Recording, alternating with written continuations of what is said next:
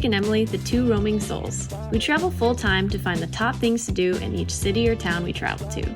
And today, we're heading to Florence, Oregon. Located at the mouth of the Siuslaw River, Florence started as a hub for logging, fishing, and agriculture, but has now grown into a tourist hotspot along the Oregon coast. With the rolling sand dunes, one of the most picturesque lighthouses, and home to the stellar sea lions, it's an easy place to enjoy for the whole family. So let's get into the top 10 things to do in Florence, Oregon. Oregon Dunes National Recreation Area. Florence is home to the largest concentration of coastal sand dunes anywhere in North America. These temperate climate dunes feature a unique blending of sand dunes with dense green forests and wetlands. Wind along the coast has been depositing sand here for millions of years, forming this ever-changing landscape of dunes. With a diverse mix of ocean, massive sand dunes, wetlands, and tall forests, there's tons to explore in the area. One of the most popular and exhilarating ways to explore the dunes are by dune buggy. For a more budget-friendly option, you can hike around the dunes, or rent a sandboard and try your skills shredding down the dunes on a board. But if you're on foot, just be sure to watch out for dune buggies and only stop in places where you're easily visible. Luckily, it's pretty easy to hear them coming. We will link to some rental companies below in our blog post. Heceta Lighthouse. This lighthouse is probably one of the most famous lighthouses along the Oregon coast. The lighthouse flashes its 1 million candle power beacon every 10 seconds, which can be seen nearly 21 miles offshore, making it the strongest light along the Oregon coast. While you can see the lighthouse from the parking lot, it is certainly best explored on foot. The hike up to the lighthouse is a short 0.5 miles, but we highly recommend hiking up above to get a better vantage point. You can also stay in the old lightkeeper's house. Just rent a room or rent the whole house if you want. Last time we came here, it was during COVID, so everything was pretty quiet and closed up. But this time, we got to explore inside the lighthouse, and there were many knowledgeable and helpful volunteers around, like our friend John here. Now, here we go. I guess it's recording. Yep. And we're going up to the top, and I can see your head, and you're going to hear my voice, huh? And I'm host John. Don't forget to check out Cape Cove Beach and the stunning Cape Creek Bridge.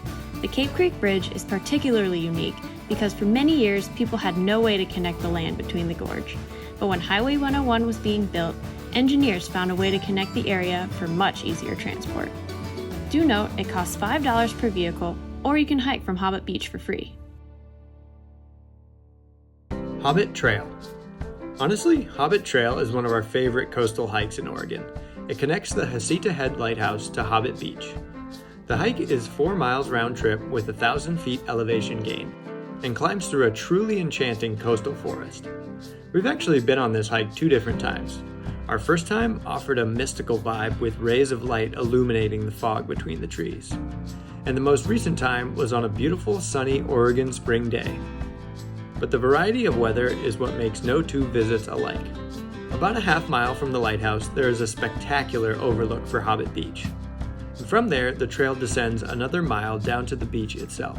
However, there is also roadside parking along 101 right near Hobbit Beach, if you don't want to hike all the way from Heceta Head. Sea Lion Caves. You can't miss the famous Sea Lion Caves when visiting Florence. This is a popular area to spot the species of stellar sea lions. But the only time you will actually see the masses of sea lions in the cave is during fall, winter, or when a big storm rolls in. Otherwise, during spring and summer, the sea lions are out and about in the ocean or mating along the coast. We visited in spring, and the sea lions were rather boisterous.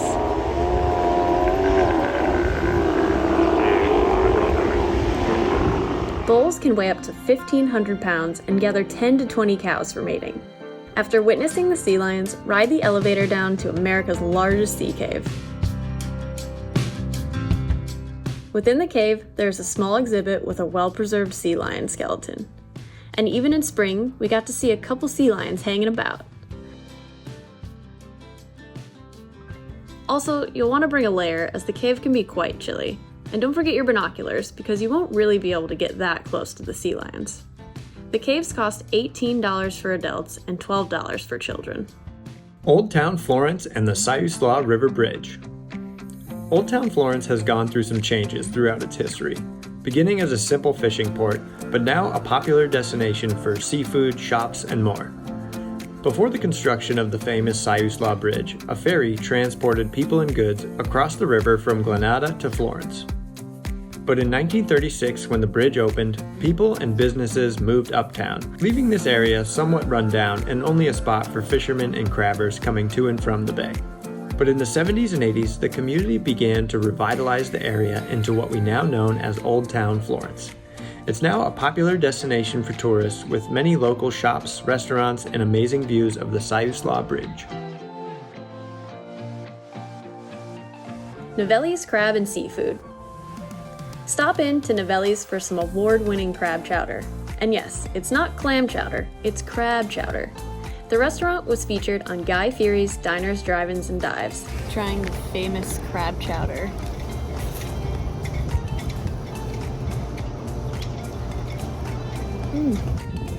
So good. The amount of flavor that came out in this small bowl of chowder was beyond tasty. There's a nice seating area right on the docks, and honestly, the pricing is pretty affordable too, so we can't recommend this place enough. River Roasters. If you're looking for a unique place to grab coffee, then stop by River Roasters. Located right beside the Siuslaw Bridge, their deck has awesome views. Or, on a rainy day, cozy up to the wood-burning fireplace inside. River Roasters sits in an old 1944 auto and outboard motor garage. Once the original owner passed, this property was turned into a funky and eclectic coffee shop. And they kept Bill's legacy alive with many nods to the old auto repair shop. Their locally roasted coffee is really what they're known for. And while they don't have a kitchen of their own, they've partnered with other local restaurants to provide a small selection of tasty baked goods and breakfast burritos. Waterfront Depot Restaurant. Following along with the historic building theme, the Waterfront Depot restaurant sits inside a 1912 train station. This old Southern Pacific Railroad depot served the nearby town of Mapleton. When the building was no longer needed and the construction to Highway 126 took place, the building was set for demolition, but a local contractor was destined to save this little piece of history. They relocated the building to Old Town Florence, which now serves as the Waterfront Depot, providing high-end cuisines to both locals and tourists. Ask your server for local food recommendations. We are kind of disappointed in ourselves because we cheaped out on our visit, ordering some simpler pub food. While both meals were still pretty tasty, we wish we had splurged on one of the more upscale entrees to get the full experience. BJ's Ice Cream Parlor.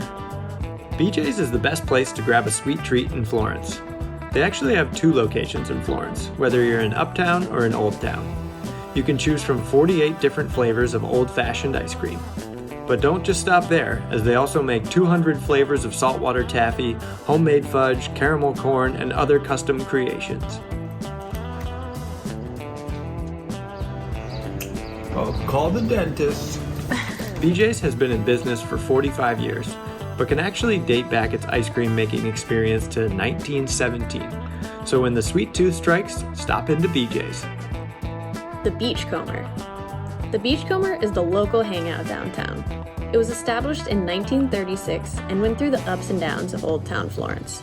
But one thing has always stayed the same, serving up good food and drinks to travelers, fishermen, loggers, and more. And really, it's just a vibe when you walk in, with the old beer taps, growlers, artwork, etc. They have 20 different beers on tap and always rotating between different microbrews from all parts of Oregon and the Pacific Northwest. You can also grab a bite to eat or play a free game of shuffleboard in the back of the bar.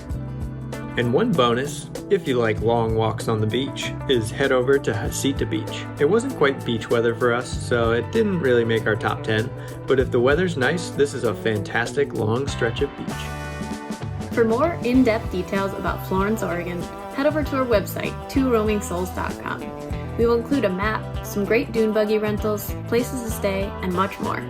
Thanks for coming along on another Two Roaming Souls adventure. We create top 10 videos for many of the cities and towns we visit, so head over to our page to check out some more awesome places to visit. Or consider subscribing so you don't miss another video. Catch you on the next one!